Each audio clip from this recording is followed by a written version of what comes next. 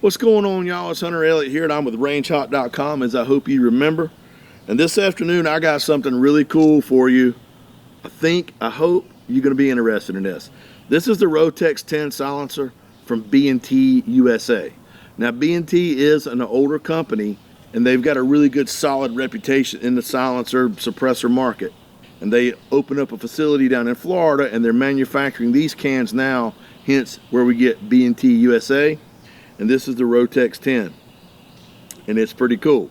Now, there's a lot going on with this silencer. There's a whole lot going on with it. So I'm going to go through the video overview like I always do, but if you feel like you're even remotely interested in it, I'm going to link to my article to rangehot.com, where I'm going to have a lot more of the technical information, the technical specs, that sort of thing. So you want to jump over there and probably follow up this video with reading that in the event you're curious. So let's get in it real quick like a rabbit now. Because there is a lot going on, I do have a cheat sheet here with some notes on it. I want to make sure I get everything right and go over everything that I need to. Probably the coolest thing about this can, or one of the coolest things about this can, is the QD attach system.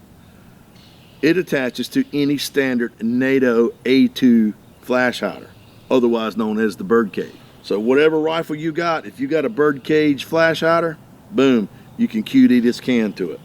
And the MSRP is $675. You heard that right. And it is manufactured with Inconel and Thermex. I've been back and forth with my B&T rep, and I've been talking to him, and he hit me with that MSRP, and I'm like, hey man, that don't really sound right. He goes, well, Hunter, here's the deal. This can has been around for a while. Other iterations of this can have been around for a while, and it has been primarily used by Western European infantry and special forces over there. So they've had this can a while, and so all their R&D, all that sort of stuff, they have recouped through government contracts. And so now they're able to produce it and pass those savings on to the end user, which I think is pretty cool. Now, I'm not very familiar with that Thermex, but I know Inconel is pretty expensive to manufacture and machine. So at $675, that's pretty jamming.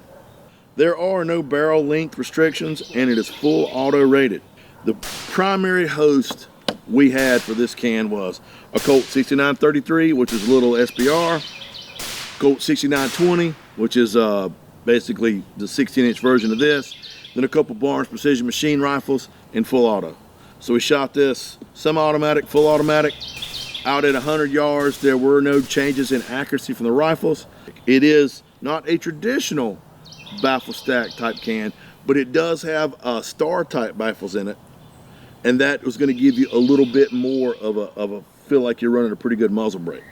Now, these star type baffles are strategically placed within the can. They're designed not only for optimum performance and suppression levels, but for reduced back pressure. This has a reduced back pressure signature over probably a standard type baffle can. You start running these things on a machine gun, you run 30 or 60 rounds through it. If you're getting overpressure, if you're getting bolt overspeed because of the back pressure, you're gonna have a malfunction. And we shot probably 300 or 400 rounds through this can. I'm gonna say about half of that was full auto. There were no malfunctions, there were no misfeeds, there was no bolt overspeed, and I didn't get that puff of gas back in my face. You're good to go. And we talked about that, and he said, you know, Hunter, because it's an A2 birdcage type mount, it's been used primarily by the Western European NATO forces. Any rifle with the A2 mount, it works great on. But this can was designed and engineered specifically for the AR-15, M16 type platform, M4, that sort of thing. So it's pretty well tuned for this rifle. And I feel like that helps a lot when you have to worry about the bolt overspeed and your impact shifts and all that sort of stuff. You've really got a tailor-made can for your AR. This is just the highlights. There's a lot going on in this can, so please check out the article that's going to be linked below with a lot more of the specifications and that sort of thing.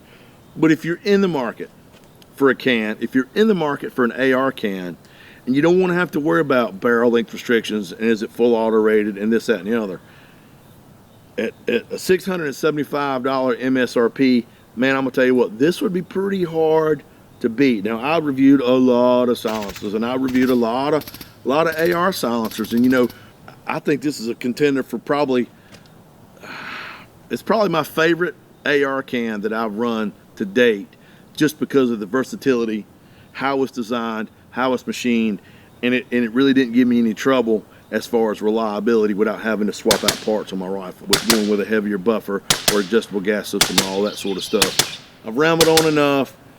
Check it out. Check out my article. I want to thank you so much for your time and your patience in watching the videos. If you enjoy this, please consider subscribing. I'd like to earn your subscription. Y'all stick around. We got a lot of stuff going on. I think it's pretty cool. So check that out. And that's about it. So I want y'all to take care of yourselves and each other. Look forward to seeing you at the range.